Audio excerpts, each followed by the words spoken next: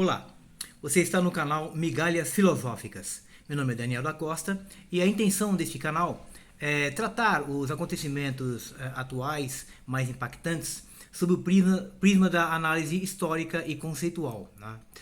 Ou seja, nossa intenção é contribuir para o aprofundamento da consciência crítica política da classe trabalhadora. O caso tratado neste vídeo é o do presidente da Argentina, Javier Milei, e o golpe com a criptomoeda que ele patrocinou. Esse caso pode nos esclarecer um ponto fundamental sobre o sentido do Estado moderno, justamente contra a tese liberal clássica do Estado mínimo, né, e também a tese do anarcocapitalismo que é defendida pelo Javier Milei. Fato é que o Estado moderno, esse Estado o Estado moderno, a instituição Estado atual, é uma realidade dinâmica, né? Ela existe em função sempre das necessidades da sociedade que institui o Estado. O Estado brasileiro existe em função das necessidades do povo brasileiro como um todo.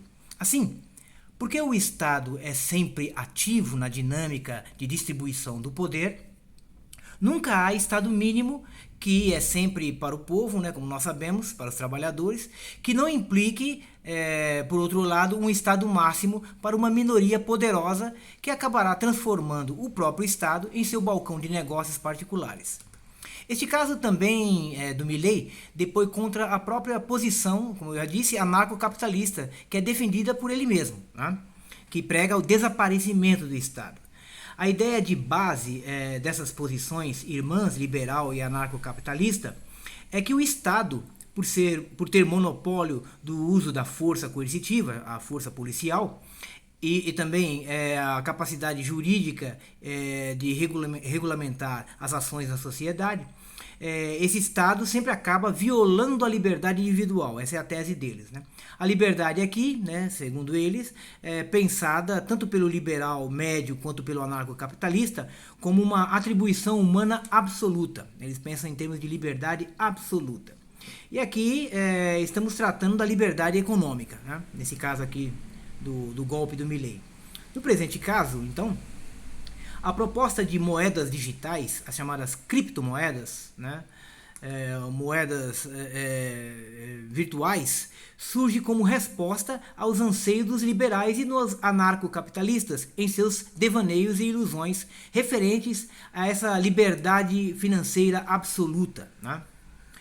Já que este dinheiro digital é descentralizado, como eles dizem, né? Ou seja, não há um Estado-nação constituído que o determine e o regulamente, né, na sua liquidez e também no seu lastro, né? O que é que garante a validade desse dinheiro? O que é que vai garantir a liquidez desse dinheiro, né? Não há nenhum Estado que faça isso, né? Então, obviamente, como acontece com o dinheiro em moeda corrente, né? Tal qual como o real, né? O real ou mesmo o dólar, etc. e tal, né? Mas daí surge a seguinte pergunta: não há ninguém que estabeleça as regras de compra e venda da moeda digital e garanta sua liquidez, sua venda. É isso? E daí começam os problemas para os defensores da liberdade absoluta, que é um conceito, como nós vamos ver ainda em outros vídeos, né, um conceito vazio, né? Sim, há e é uma rede de participantes do mercado que cumprem este papel regulador nas transações das moedas digitais, né? Então, nas moedas digitais nós temos esse pessoal aí que regulamenta eles, né? Quem são essas pessoas por trás dessa rede de participantes? Uma pergunta, né? São empresas privadas responsáveis pelas operações nas plataformas digitais, enquanto a governança é distribuída pelos fundadores e os maiores detentores de moedas digitais. Esses indivíduos, portanto, cumprem exatamente o papel regulador que eles querem negar ao Estado constituído, o Estado moderno. E tanto mais estes, especificamente, que por possuírem maior quantidade de moedas digitais, serem mais ricos, né, têm o maior interesse em controlar o sistema em sua própria vantagem, claro. Mantenhamos em mente então esse ponto e nós voltaremos a ele em seguida, mas antes eu gostaria de fazer uma digressão para a gente poder tentar entender o papel do Estado moderno que os liberais e anarcocapitalistas criticam, mas que querem, obviamente, para si, como já acabamos de ver, né? O Estado moderno surgiu a partir de 1500, ano 1500. Antes dele, na Idade Média, idade que existiu do ano 600 até 1500, a vida econômica era regulada pelos interesses e vontade da realeza e nobreza medievais. Estes eram os proprietários das terras e de tudo que havia na sociedade medieval, enquanto os vilões, né, que era o nome dado aos moradores sem terra de lá, esses trabalhavam como meeiros nas propriedades dos senhores, donos dos feudos, e nada possuíam além de sua força de trabalho. Os feudos eram territórios autossuficientes que produziam tudo o que precisavam e eram controlados pelo senhor feudal, que, por sua vez, se mantinha sob um sistema hierárquico de vassalagem. Ou seja, um senhor feudal, um nobre, menos poderoso, mantinha obrigações de serviço para com outro senhor feudal mais poderoso que ele. Todos eles se submetiam, politicamente, ao rei territorial e ao poder religioso do Papa de Roma. No final da Idade Média, mantinham lealdade simbólica ao imperador germânico, né? Assim, na Idade Média, prevalecia uma relação hierárquica e de mútua dependência entre a nobreza, enquanto que a maioria do povo, os vilões medievais, os servos das glebas medievais, nada era concedido além de um trabalho extenuante, com muito sofrimento e uma vida bem curta. Um vilão medieval, para a gente ter ideia, vivia em média de 40 a 45 anos de idade. E pagava a corvéia, o imposto da época, por tudo que usava, até mesmo pelo uso da enxada, do carrinho de transportar, do forno a lenha, etc. Além de ter que pagar, em certos períodos ao senhor feudal, parte da colheita como meeiro e também de seu gado, né, da parte de criação. Enquanto isso, nas periferias dos feudos, né, o feudo, então as terras que estão cultivadas pelos vilões, que trabalham para a nobreza, né, que não tem terras, mas são concedidas a esses vilões poderem cultivar uma parte da terra, né? Enquanto isso, na periferia dos feudos, né, surgiam então os chamados burgos, né, os burgos, onde passaram a morar os burgueses, né? Eram comunidades constituídas de ciganos, judeus e outras pessoas que não conseguiam se encaixar na sociedade medieval, né? Tanto porque não conseguiam, propriamente dito, viver a vida agrícola, quanto também por serem excluídos da sociedade, né?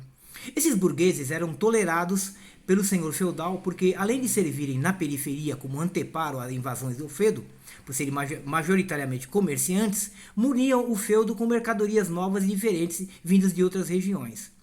Com o fim da Idade Média e o surgimento da Idade Moderna a partir de 1500, esses burgueses, que haviam ascendido economicamente, passaram a emprestar dinheiro à nobreza medieval, falida, em troca de terras e títulos de nobreza.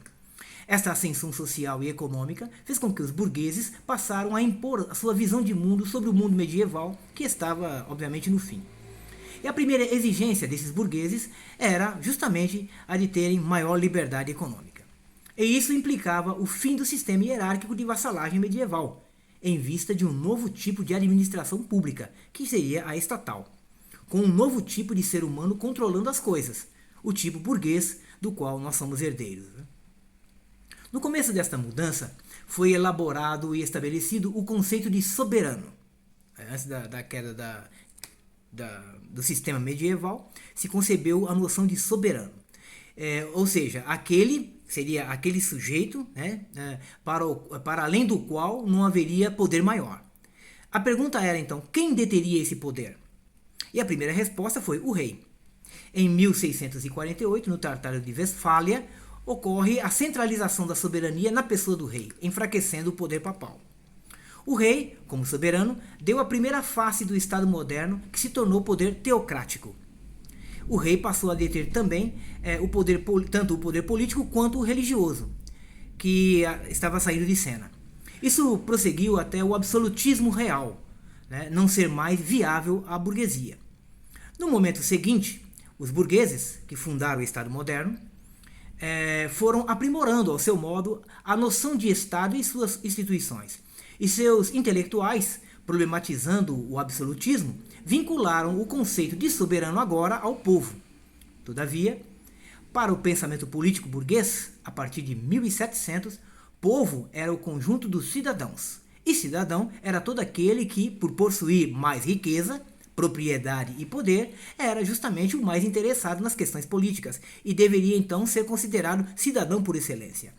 Os demais, a classe trabalhadora, porque possuíam apenas a força de trabalho do seu corpo, não eram cidadãos de fato e de direito. A partir da Revolução Francesa, em 1789, e consolidação em 1791, os burgueses e seus intelectuais foram definindo melhor suas instituições, até estabelecerem o Estado moderno e suas instituições básicas, sob o modo tripartite de divisão do poder, tal como conhecemos hoje: executivo, legislativo e judiciário. Muitos analistas liberais não concordam com a seguinte posição, que é a minha também. O poder executivo preenche no mundo burguês o reflexo da realeza medieval, o rei, a figura do rei. O poder judiciário preenche o reflexo da aristocracia medieval. E o poder legislativo, o reflexo do novo estamento moderno, o dos proprietários, chamado de burguesia. Esse novo estamento, né? Enquanto o povo trabalhador ficou sem representação nesse sistema tripartite. É muito interessante notarmos isso e talvez a experiência nossa atual com as ações do governo anterior, do inelegível, e também com as ações de lawfare por parte do judiciário, a gente começou a perceber muito isso, né? Essa característica, né? Essas características estamentais medievais, né? Por parte desses agentes, né? E também, obviamente, o Congresso, que não representa, a gente muito claramente percebe isso, não representa as aspirações do povo brasileiro. Bom, com a consolidação da Revolução Industrial, em meados de 1840 na Inglaterra, as condições precárias de vida dos trabalhadores europeus, os baixos salários, as condições insalubres de trabalho e de moradia, etc., geraram questionamentos por parte de pensadores sociais como Proudhon, Owen, Marx e Engels, sobre quais seriam as causas daquilo, né? De cara, esses pensadores se depararam com a concepção de liberdade absoluta dos capitalistas, a dos proprietários burgueses que faziam leis, né, segundo seus próprios interesses. Uma liberdade absoluta que significava cativeiro, morte e sofrimento para a classe trabalhadora. Pois como a riqueza é um valor social relativo, ou seja, para alguém ser rico tem que haver pessoas pobres, senão você não tem como fazer a comparação. Tá? Para se tornarem ricos, os liberais capitalistas só poderiam construir sua riqueza com a manutenção da miséria da classe trabalhadora. Tá? Assim, sem a possibilidade de se livrarem do Estado burguês de uma vez, esses pensadores sociais, principalmente Marx e Engels, perceberam que era necessário a classe trabalhadora, com seu trabalho, criar as condições de vidas melhores para todos, já que a civilização, as coisas que existiam, são todas produção social, obra da humanidade, da classe trabalhadora, para então substituir o Estado burguês. Assim, era necessário esperar um momento certo para que a humanidade substituísse o Estado moderno burguês por outra realidade mais justa para com a maioria esmagadora da humanidade, que é constituída pela classe trabalhadora. Voltando ao caso Milley, com o avanço da tecnologia, da inteligência artificial, da robótica, os liberais, neoliberais e anarcocapitalistas passaram a sentir que haviam chegado a um mundo ideal, a que haviam conseguido uma forma de ganhar dinheiro por autofrutificação e sem serviço prestado, de modo totalmente anônimo e abstrato, sem contato com a realidade dura de fato do mundo social do trabalho. Eles passaram a acreditar que haviam conseguido uma plataforma virtual suficiente para abandonar já o Estado, que lida, obviamente, com a vida social concreta em sua regulamentação jurídica, que para eles, os liberais, anarcocapitalistas, impede a liberdade absoluta deles. Para eles, os ambientes virtuais, sem fronteiras estatais e territoriais, como propõe aí a descentralização das criptomoedas, moedas digitais, são suficientes para que o mundo seja de fato deixado à revelia, sob o comando do mais forte, sob o esquema do quem pode mais chora menos. Né? E assim, o crime de pirâmide cometido pelo Milley, que lesou milhares de pessoas em vários lugares do mundo, nada mais é que a manutenção do sonho de liberdade absoluta que os capitalistas do início da Revolução Industrial relacionavam, na época, ao seu próprio avanço tecnológico e de maquinária, e que eles justificavam como obra inevitável do progresso. Né? As mazelas causadas aos trabalhadores eram pensadas por essas pessoas como um acaso inevitável, tá? Por um bem maior que seria o progresso, tá? Eles chamavam de progresso, sem obviamente explicar progresso para onde, né? E para quê? A não ser, obviamente, para a engorda dos seus próprios bolsos. Não é de admirar que, sem que possam recorrer a quem quer que seja como responsável pelo prejuízo, a instituição que poderá fazer alguma justiça aos prejudicados pelo golpe do Milei será justamente quem? A instituição de justiça do Estado moderno que o Milei quer que desapareça. O caso Milei é paradigmático, então, para compreendermos claramente o sentido e a mentira da ilusão do tecnologismo atual, segundo a qual a tecnologia é a panaceia para resolver todos os problemas. 2. Também entendemos as exigências absurdas do mercado financeiro sobre o governo, que impõe austeridade fiscal, mas com o aumento dos juros da dívida pública, que obviamente é um dos grandes empecilhos para o fechamento das contas. Só que esse dinheiro da dívida pública, obviamente esses juros, vai para os bolsos desses capitalistas. E 3. E a gana nas operações financeiras virtuais atuais, né? Que é essa coisa da autofrutificação do dinheiro por geração espontânea e sem serviço prestado, né? Essa coisa de ficar rico sem fazer nada, né?